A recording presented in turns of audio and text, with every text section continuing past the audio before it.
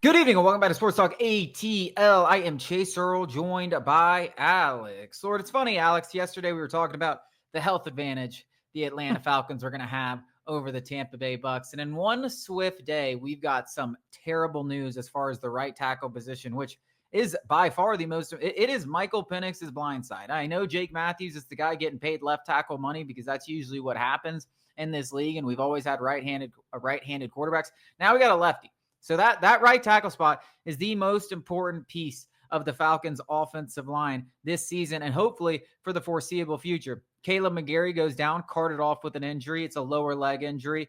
He had he was dealing with, I think he had off-season surgery on his ankle, so maybe it has something to deal with that. Hopefully it's not season-ending.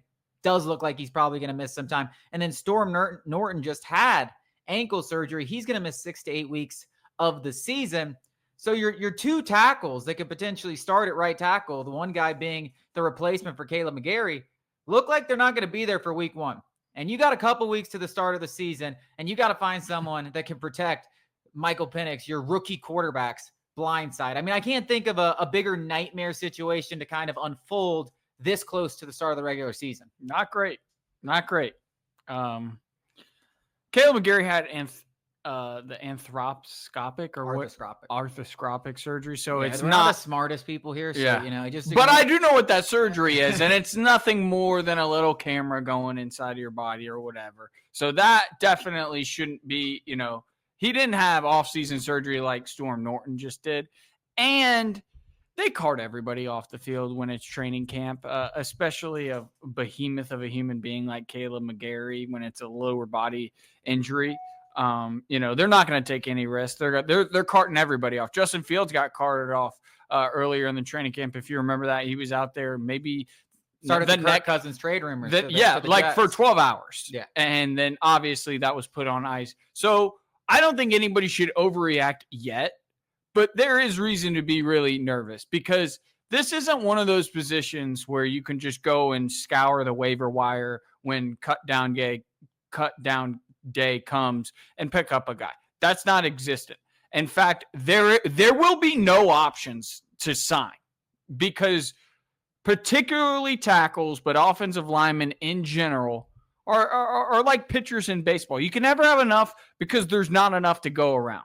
There just aren't simply enough for every single team. No team besides maybe the Eagles has like 6 starters they're comfortable with at any given point. And maybe there's a handful of them. But the fact of the matter is there's not a lot of good offensive linemen out there. And the ones that are not going to be released. So you're going to have, if Kaleb McGary is out long-term, you're going to have to make a trade for a starter.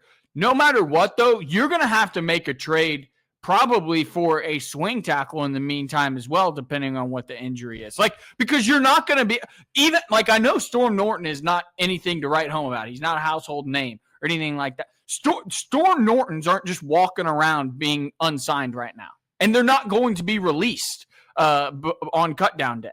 Yeah, I mean, maybe one backup tackle you can find, a competent backup tackle, maybe one you could find that is going to be released. But everyone's going to be trying to sign him. Yeah, but you're going to have a ton of competition. And I don't know where we are on the waiver. I don't know. You're right. You have to make a trade. Yeah. And you have to, whatever the best available. And obviously some of it is dependent on how serious this McGary thing. If he's only out a couple of weeks, maybe you only go get a backup caliber tackle and you shove him in there as a starter and you just hope and pray that Michael Penix doesn't die over the first 2 weeks of the season. Right. I saw a couple of people make some jokes. It was like, maybe say this in jest, but like Kirk Cousins starting with Kaleb McGary. I don't want Michael Penix to die in his first 2 starts of this. Let Kirk Cousins die. It's like the bomb guy. It's like, just send the dummy out there and let him disarm the bomb. And if it blows, it kills him. Yeah, it's bad because with either quarterback, it's bad, right? Because Michael Penix can't see it coming and Kirk Cousins can't move. So they're both going to die. Screwed. We're screwed. Just like, who do you want to die? But yeah, I mean, this to me seems like a situation where this is bad. I know the Falcons don't have a lot of draft picks, but if Kaleb McGary's out for anything more than just a couple of weeks, you're going to have to go out there and Fine, and there might not be a team that's even willing to trade a starting caliber tackle. I don't think people realize how scarce this position is in the NFL. I mean, offensive line play hasn't been worse. The good news is it's right tackle, not left tackle. That's good news. Like it's our left. It's tackle. more important to us than it is to another team. So we'll beg. Like we'll beg. We will get on our knees and beg because let's be real. And you saw it with the James Pearce move, and we've talked about it several times. Like the Falcons have to win. Right. Like everybody in the building knows that we have to win. And Arthur Blank's not going to look back on this season if we don't make the playoffs and be like, well, Kaleb McGary got injured in the 2 weeks before the season. It's okay, Raheem. He might, but he honestly would. But I will, like, they got to win. And everyone in the building knows it. Like there is pressure. So look at that, thing of draft picks that you got back there and take one. Take one. Take one. I mean, ideally you find, a team that has, a surplus of tackles or surplus of offensive linemen, even if it's an interior guy. When does that ever happen? It's very rare. And that you have a surplus of what they need. Now, obviously, I don't know off the top of my head, but if you're like Kyle Pitts for, obviously, you don't want to do that. But depending on the Kaleb McGary injury, if he's out for a long time, Kyle Pitts is officially available. He's already been available, but like a backup swing tackle, you can have Kyle Pitts for, because this is, and I know, people are scoffing at me maybe right now. There is going to be nobody available, and anybody that we sign is going to be a bum. Like he may have been good 5 years ago. Like that, we might have more luck going and looking at the couch and seeing if somebody's recently retired. Andrew Whitworth, you want to get off? Is somebody like still in playing shape? Let's take this, and the Falcons fans can relate to this, right? Like just how dire this situation can be and how bad it can look and how bad it can be for Penix and the entire team, which is a nightmare situation, right?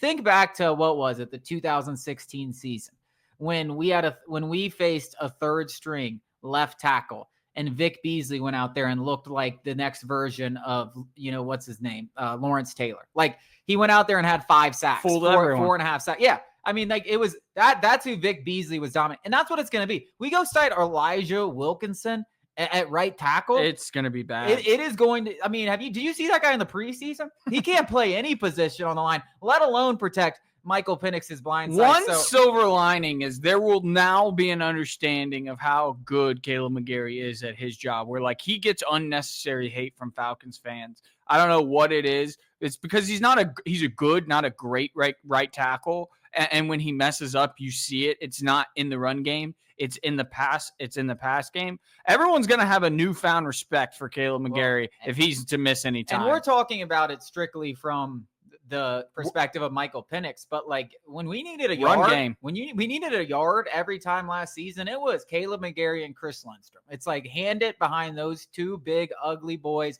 and let them maul everyone in their path, and they're two of the best at doing that. So we're going to see it in all facets. I mean, we're talking about it because of the pass sets, but Kaleb McGary, like you might be able to find the reason why he was a good, not great, was because he was a great run blocker. Yep, absolutely. So disaster has struck in Flowery Branch, but hey, it makes our job fun. We got stuff to talk about, and it could be nothing. Let's pray. Could be nothing. Let's pray, because I think we might be, under exaggerating how bad this could be, because it could be awful. It could be nothing. Yeah. We don't know anything. The situation itself, if he's injured, like it is very, very, very bad. I mean, the Falcons will be scrambling, so desperate to get a right tackle in the building. I know that like this is going to seem hyperbolic. Maybe it is. I don't know. He might have been the most important person on this team this year. Because outside of Michael Penix. No, I'm going to Michael Penix because we have a high-level backup quarterback. True. We're like, true. Like Kirk Cousins could step in and the play, dare I say, may improve. I'm not saying he's obviously, we can't go that route, but I'm just saying, like if anyone got like Jesse Bates, we've got some safety depth there. Jalen Walker, we've got some edge depth there. Caden Ellis, we even have a little bit of inside linebacker depth. Cornerback is up there as well, but like you still feel more comfortable with those guys going out there than I would put Elijah Wilkinson. I'd put, especially with the fact that Storm, like we didn't know this until today, but Storm Norton had surgery on So Tuesday. that is why it is such, like, if Storm Norton was healthy, we would be, I won't say fine, but we wouldn't be freaking out like we are right now. Yeah. I mean, him and AJ Terrell, right there. I agree. I understand what you're saying, because you're right. Kirk Cousins, like, he comes in, and I guess we do have two bullets. Like, whoever is going to play right tackle, if you kill one, just don't let them both die. Yeah. And the season could keep on. But poor Michael Penix. I mean, what a terrible situation to have that in your back of your mind. You got enough to think about, right? When you're a first-year starting quarterback, you're trying to impress. You got a veteran on the sidelines that everyone's going to be asking you about, even though you're just trying to focus. You're trying to learn defenses. You're trying to improve. You're trying to avoid mistakes. And now you got to think about some guy killing you because your right tackle is an absolute bum. We'll see how the Falcons approach it. We got more to talk about coming up after the break.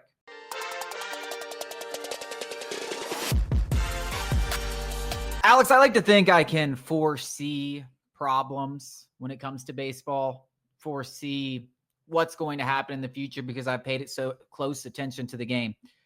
I was dead set that Jurickson Profar was going to be a bum. Dead set. I mean, dead set. I mean, I've watched him his entire career. He's been a bum his entire career. He has a one-off season. He gets popped for PEDs. Like, that's a pattern that's usually baseball's pretty, when you look at patterns, when you have an 11-year sample size, it's pretty easy to figure out who a player is.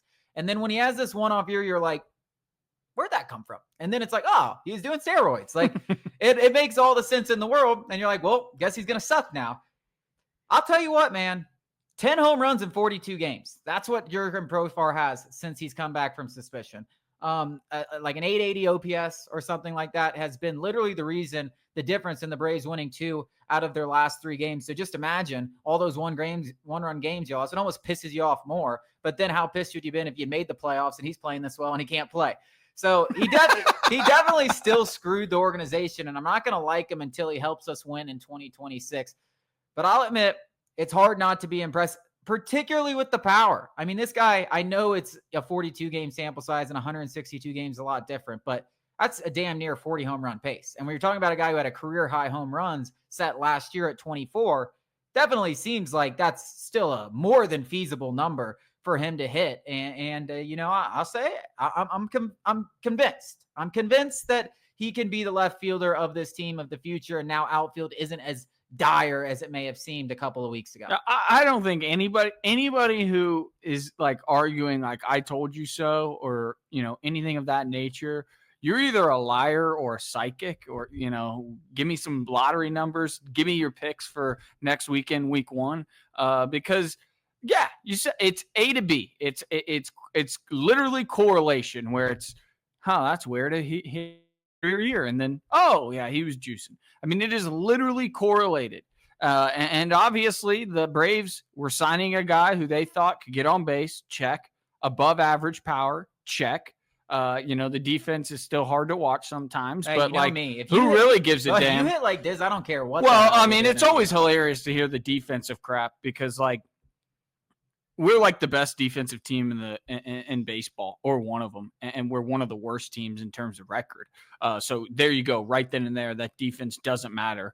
Defense doesn't win championships. Pitching and hitting bombs wins championships, not bunting. Michael Harris. That was the funniest thing I've ever seen in my life. Oh my God. I can't believe some people are getting on to me because I thought it was Snicker who called it. Like, am I crazy? Like, no, I knew what they're, like, whatever. I got to think 50 years in the league, you would never call something. I mean, fair enough. That's not what fun. It's just funnier to me. And you brought it up. So it's funnier to me that Michael Harris, like, typically when you're hitting like that, like, all you want to do is like, I want to mash. Like, if someone like, typically you have guys that's like, you give them the bunt sign, and a guy's hitting like that, you know, you give the 3-hole hitter a bunt sign, and it's like, he's like, nah.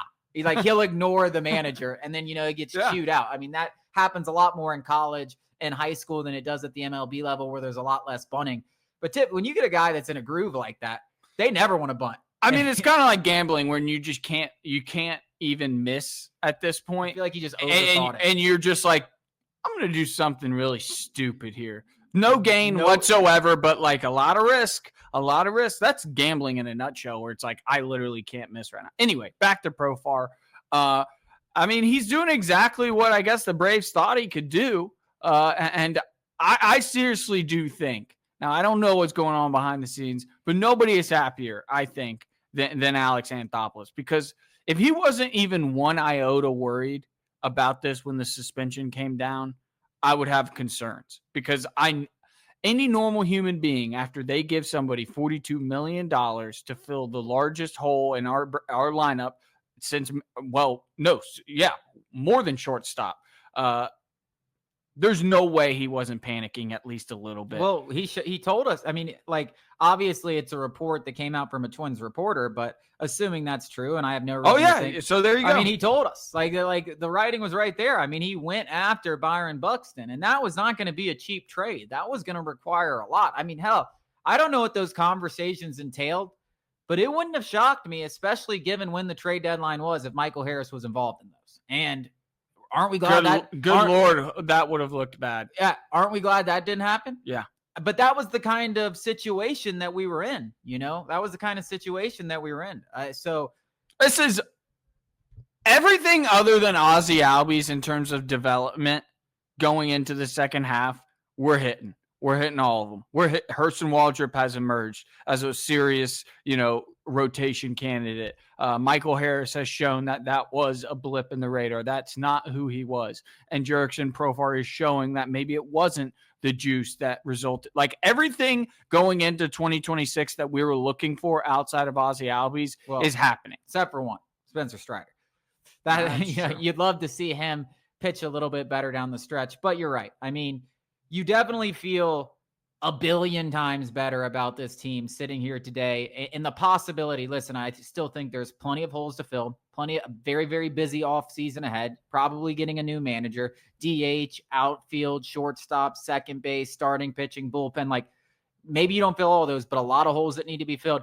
But today I sit here a lot more confident that this is something that's pretty easily fixable, rather than maybe I was 50-50 on, like, Alex Anthopoulos is going to have to hit a lot of home runs this offseason. Now, if he hits one or two, if he goes and gets you a home run starting pitcher and a home run closer and just patches everything else up, I think you're looking at a damn good team. So I think you're absolutely right in the fact that everything feels a lot more fixable, because this lineup is hitting like we thought it should have. It's crazy without Austin Riley. It's crazy how bad they were.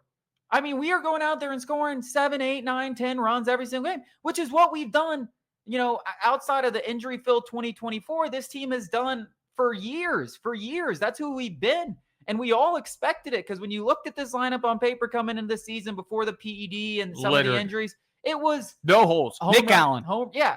But you can have a hole. Every team has a hole. Most teams have 3-4 holes. But the Braves, for a large part of the season, had 5, 6. They had like 3 guys. Barely. Like 2.5. For a while, you had Matt Olson and Ronald Acuna. And once those 2 guys stopped hitting, it was like, all right, the next 7, you're just praying someone hits a home run. Yeah. I mean, I do think, and I said this, months ago, am I crazy to say, that this team, not running it back exactly, because obviously you need a closer, obviously you need a starter or 2.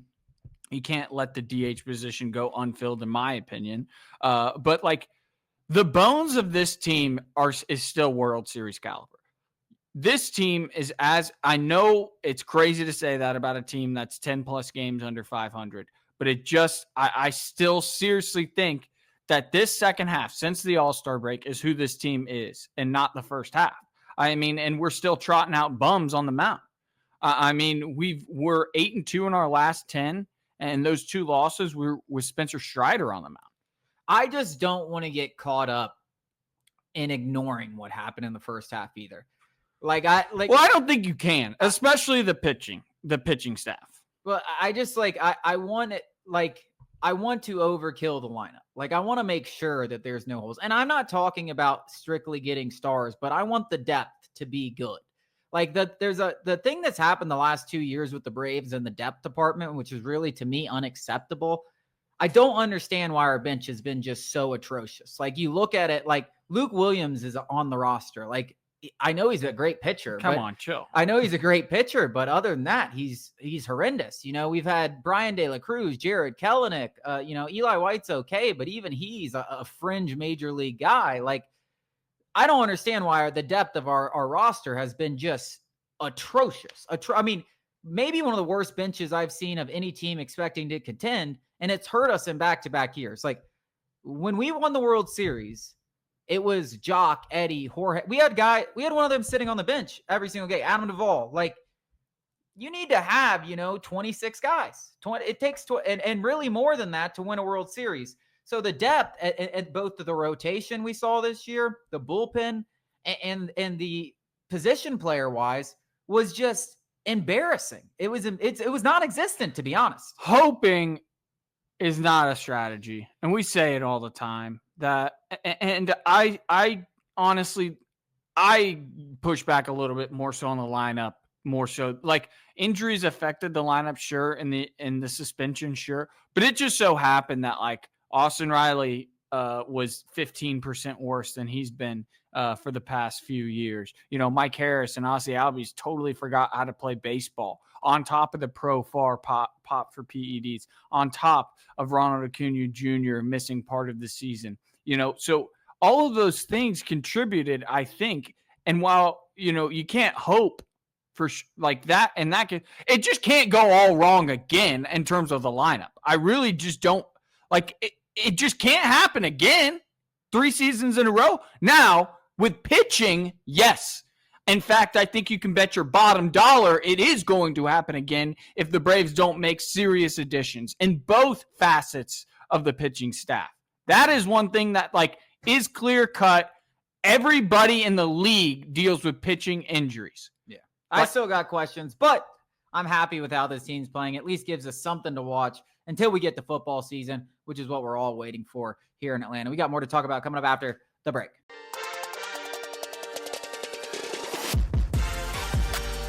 We got some news from Raheem Morris today. Jalen Walker is not going to play in the Falcons' final preseason game because of injury. We talked a little bit about that yesterday, but that has now been confirmed. But James Pearce Jr. is also not going to play. He's not dealing with any injuries. It's just a simple matter of the fact that the Falcons have seen enough. And I got to think, Alex, that's a pretty encouraging sign about how the coaching staff feels about him and him playing a pretty prominent role from the jump here for the Atlanta Falcons defense. I think when we first drafted him, everybody would have put their money on Jalen Walker being the guy who makes the immediate impact for the Falcons in terms of him and James Pearce Jr. And it's naturally because he's a higher draft pick. It felt like we got a steal. He's a Georgia guy. So, that even comes with a little bit of cachet. But if you look at it from a different perspective, in that Jalen Walker was a tweener. Jalen Walker has to have a specific role to make him the most successful player possible. And he had dealt with a little bit of injuries, even leading up to the draft. That maybe we were all overlooking just how damn good James Pearce Jr. is, and is going to be. I mean, it wasn't an issue of this guy really can't play. He's overweight. He doesn't really love the game. It was a matter of this guy's immature. This guy has character concerns. When he gets on the field, I mean, he's an absolute animal. Going into last season, he was a consensus top 10 pick, maybe even top 5. I don't really remember, but some people had him going number 1. Yeah, this was a guy who was the Abdul Carter. People thought this guy was going to be the next coming of Jesus Christ. And a couple of red flags on the intangible side of things, threw everybody off the scent. But I don't know if we should even be really surprised.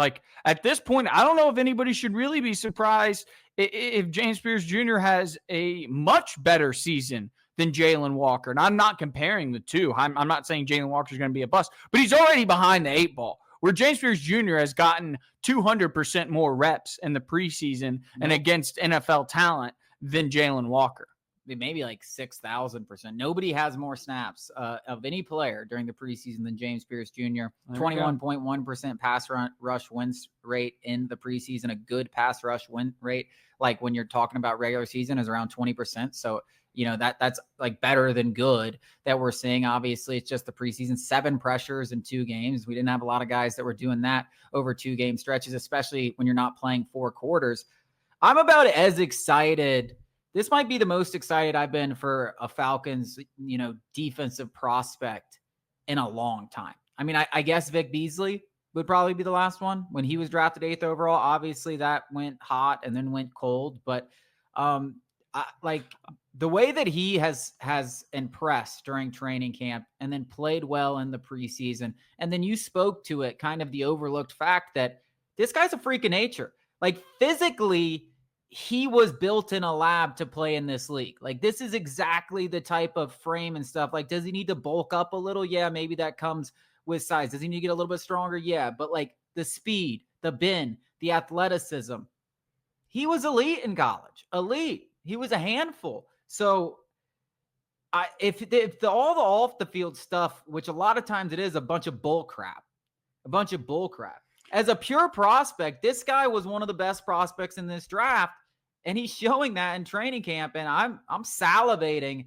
at the thought of watching him early on in his Falcons career. Yeah, I mean, Raheem Morris and Terry Fontenot deserve plenty of praise because I give them plenty of flack, and I do still believe they deserve it. I don't hate the guys. If they win, I'll shower them with praise. All I want to do is win. All anyone wants to do in Atlanta is win. And I'll be the first to admit that I bashed it a little bit only because of I was like, you got Jalen Walker, whatever, and you traded a first. It doesn't matter.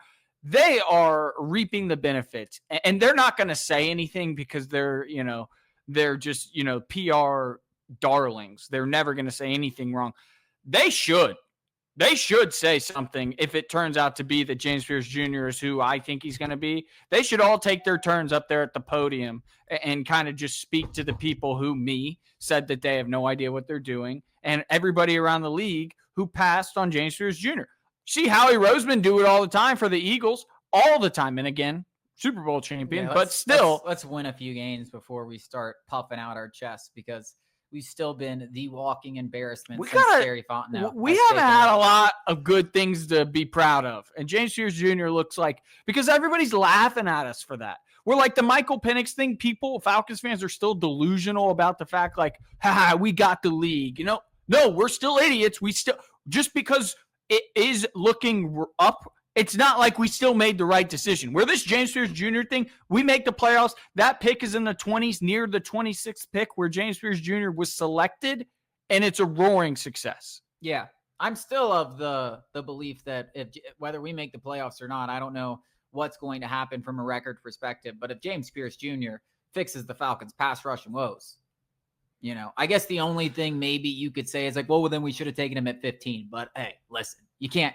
When you have literally not had a good pass rusher on your team since 2012, beggars can't be choosers. I'll take them any way you found them. And if you ended up having to give up a future first-round pick, yes, that could suck if you miss the playoffs. But if you fix the single biggest need that we've been trying to fix for over a decade, that's a win to me. That's a win to me no matter what. And I stand by it. And I think a lot of Falcons fans feel the same way. From a defensive prospect perspective, I don't think anyone's been as excited for a guy like this because he feels like the guy that could be because of who he is athletically. If everything goes right, he could be a stud, like a real superstar pass rusher if things go right for him because of who he is as an athlete at this level. Yeah, I mean, AJ Terrell has been a great first-round pick, but I remember when the Falcons, I was like, did you not just watch him? Jamar Chase made him look like he should be, selling insurance in that national championship game. In hindsight, Jamar Chase, best receiver in football. It looks a little different nowadays, but I think everybody was a little shy about AJ Terrell.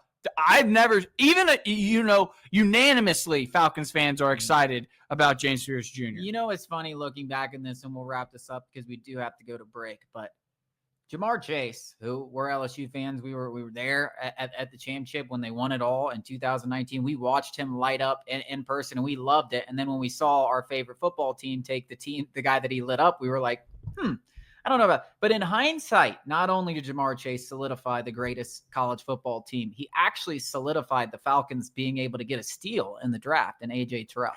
Positive, negative. You saw Jamar Chase be the best receiver on that football team. And then you saw, you saw Justin Jefferson had the greatest rookie season of all time, saw Jamar Chase outperform Justin Jefferson on that team and elected to go with Kyle Pitts. Yeah, I mean, I will say that was the dumbest thing. If you're going to take a pass catcher and you watch Jamar Chase at all, it had to be Jamar Chase. That one will live in my heart for all, because if I could turn this camera around right behind the camera, Jamar Chase is gritting on Alabama. And that is not a joke. That's what's hanging up in my house. We got to go to break.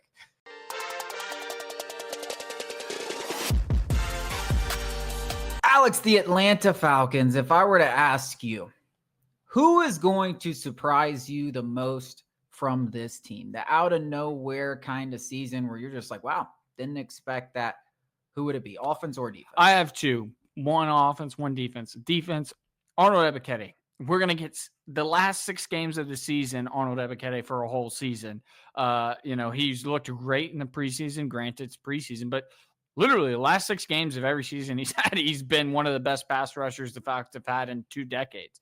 And then on the other side of it, and so if he can do that for a whole season, double-digit sacks easily, is Kyle Pitts. And this will be 50% of you guys. The other 50%, you're on my side. You haven't given up, maybe not 50%, maybe 25.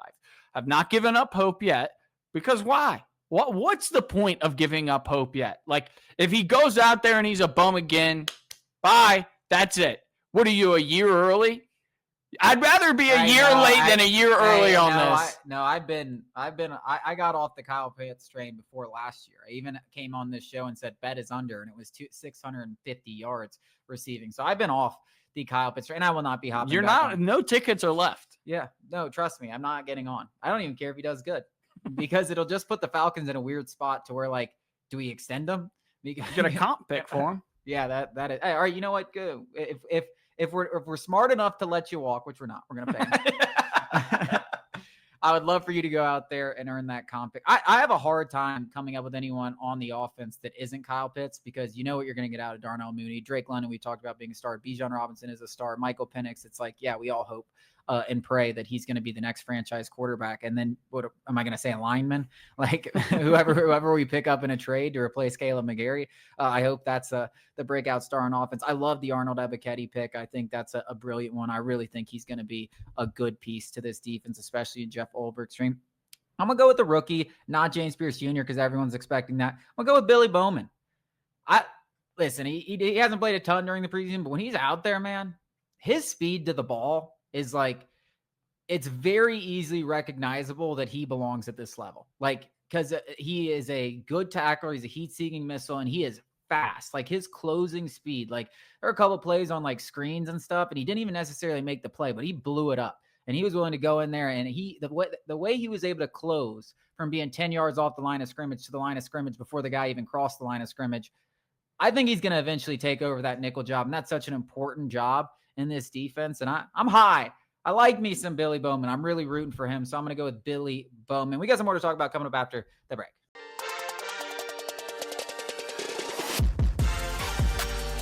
Alex, the odds makers in Vegas are not sold on Michael Penix as the next franchise quarterback. Their over-under for passing yards is 3,400 yards on the dot, which is 200 yards per game, 18.5 passing touchdowns, which is barely over a passing. So that's the definition of not being sold. And I think he will go over those numbers. But I don't think simply just going over those numbers is what I'd consider a good season for a guy that you hope to be your franchise quarterback. What would you consider? What numbers would you be like, all right, we got something here for the future? I don't even think it's a numbers thing. I really don't think that, especially for a young quarterback. It's about getting better and not making the same continued mistakes. He's going to make the same continued mistakes. And it's really one stat. It's wins. And in those 3 games, you go and look at his stats, and they weren't good. What? The coach speak. You're right. But his stats weren't good. I mean, Saban and Kirby. He had a sub 60% completion percentage, 3 touchdowns and 3 interceptions. Now, those interceptions weren't necessarily his fault. But when the lights were brightest, Michael Penix was at his absolute best, didn't flinch in the face of adversity. Like, that is good to me. Where it's like, we could clean up the other stuff. Hopefully, we could clean up the small stuff, not missing the short stuffs. But like late in the games, being able to command an offense without Zach Robinson, calling every single play, that would be a good season to me where it's like, oh, he's ready. And then in 2026, we're talking about a guy who's like already, got a good head on his shoulders. Yeah, I agree. All that All stuff. right, give me some numbers then. I just want to get. It was more of a numbers question, but I like that you went with the coach. Hey, just 4,000 yards, 30 touchdowns, and less than 10 interceptions. See, that to me is high. Round numbers. That to me is. I think the 4,000 yard bar is kind of around where I'm at. I think 38, 39 is where I'm at. I think anywhere from 20 to 25 touchdowns. You get over 25, I think you've had an unbelievable year. But obviously, I think the biggest number is turnovers, right? Like less than 10 picks. If you can go less than 10 picks and throw over 20 touchdowns, I think you got something going there. I think he's going to throw for yards. Like Zach Robinson, I think he's going to let this offense loose. Now, it's all going to be centered around Bijan Robinson, as it should be, because this rushing attack is one of the best in football. And when you have that, that's a weapon. But that opens up a ton in the play action game. And Michael Penix, he can spin the damn rock. Like there's going to be some, and they're going to attack down the field, as we saw, especially over those final 3 games. So, I won't be satisfied unless there's a top 5 finish in the MVP. You said it. You heard it first. Bet on it. MVP. I wonder what he is. What? The thing like plus 2,000? It's like it just all these guys. Jaden Daniels. I mean, Jaden Daniels, Patrick. 4 or 5. All right, let's go. A decade ago, a rookie quarterback coming into the league and throwing for 4,000 yards was like, it just didn't happen. Like it was like and some of that is the league just going into this like pass happy, yada, yada, yada, soft coverage. It's easier for a quarterback. But some of it is the fact that these quarterbacks, they've been playing 7-on-7 since they were 6. Yeah. I mean, they've been asked to do a lot more from an early age, and they've been quarterbacks their entire life. So I think somewhere around 4,000 yards, if he can throw for 25 touchdowns and less than 10 picks, I think you've got the franchise quarterback that we've all been dreaming of since Matt Ryan. You'd think it'd been like a decade. I looked at it, it was like 3 years ago. It feels like 30. Feels like 30. Watching Desmond Ridder, Marcus Mariota, Taylor Heineke, and Kirk Cousins, the corpse of Kirk Cousins, try to play the quarterback position. We got one more segment coming up after the break.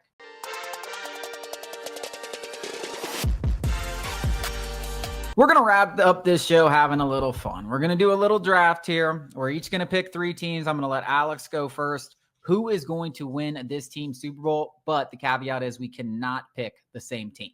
I'll go with the Chiefs. It's a pretty easy one. Pretty chalk answer to go with Patrick Mahomes. I mean, what has he been to 3 straight? 2 of them? Or been to 3 of the last 4? I'll go back to the well with the Eagles. I was going to say Eagles. So that was the one I was like, either I was going to go Chiefs or Eagles with my first pick. And going back-to-back in this league is so impossibly difficult that's why I didn't. And they have the best quarterback in football, somehow underrated now. All right, I'll go. I know you're going to love this one. Can you guess? Ravens? Yeah. No. All right, I'll go Ravens because I know who you'll go. Lamar Jackson finally gets the monkey off his back and wins a couple of big games, and the team is always good no matter what. I'm actually going to give you who you think I'm going to go. Bills? I'm going to give it to you. Bengals? I'm going Rams. Oh. I'm going Rams. Matt Stafford. Is he even alive? Yeah. He came back to practice the other day. Oh, okay. He's back at practice. Okay. John Wayne, he's back. Okay. Give me the Rams. And the reason I'm taking the NFC teams first is, bro, the NFC sucks. That's true. Like, I think the Rams and Eagles are probably the 2 best teams in the NFC. Probably the only 2 teams who could win a Super Bowl. Yeah. In the NFC. Yeah. Like, I'm trying to think. Maybe the Bucks if you squint hard enough. Golly. I love Baker. I love them, but good Lord almighty. I mean, if their defense could ever do anything. And they have Todd Bowles. You would think they'd be able to do a little something. They have no talent on it. It's Nobody. like Vita Vea and nobody else. And Levante David. Winfield's nasty. Yeah, Winfield. Golly. All mine are in the AFC. I don't want to say the Bills because of Joe Burrow, but I just don't trust Zach Robinson. That guy sucks. I don't know how Zach Robinson's Zach Taylor. Zach Taylor. Zach Robinson's a goat. Zach Robinson's a goat. Zach Taylor, future Bengals head coach Zach Robinson. I don't know how that guy still has a job. So I'll go Bills. 3rd best quarterback in football, Josh Allen. And I'll go Bengals because I have a future on the Bengals winning the Super Bowl just because I like. Who would be your bonus? I'm not joking, man. Bucks. Oh my God. I don't like the AFC teams. I think those 4 are the only teams that can win. I think those 2 are the most likely. So then I think you get into the nuts and bolts of just like who's going to be your surprise team. I like the Bucks. Commanders. I think they take a step back. All right, Falcons. True. Michael Bennett. I mean, Kaleb McGary, Super Bowl MVP, comes back from the grave of this injury. That wraps up our show. Thank you guys so much for joining us. We'll be back with you tomorrow.